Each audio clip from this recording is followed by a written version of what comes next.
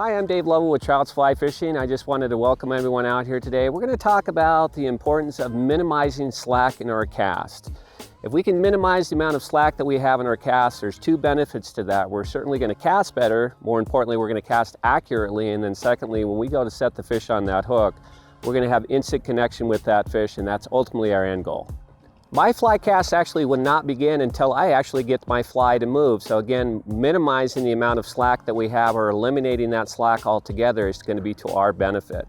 So notice here when I raise that rod tip up off the ground, you know, my little piece of yarn or my fly on there is not moving. So I cannot get that rod into a load in order to get that fly to cast for me.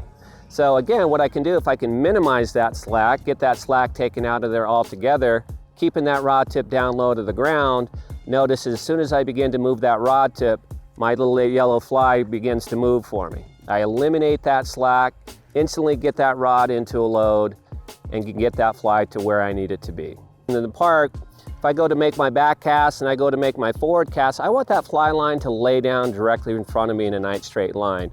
Now, if you notice at the tip of the fly rod there's minimal slack in there.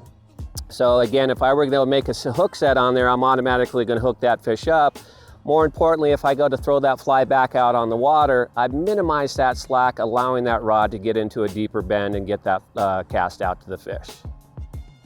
The best way to get out and practice your cast is out at a park. I always recommend to people, you know what, if I'm out fishing on the water, I want to practice by fishing rather than my casting. But there certainly are benefits from taking 10 to 15 minutes a couple, 2-3 days a week and getting out and working on your cast. Probably one of the casts that's most often overlooked, especially in fishing in Colorado, is just simply a pick up and lay down. It's the cast that we typically use the majority of the time when we're out fishing, yet no one goes out and practices these, but they certainly are a foundation to getting your casting to the next level.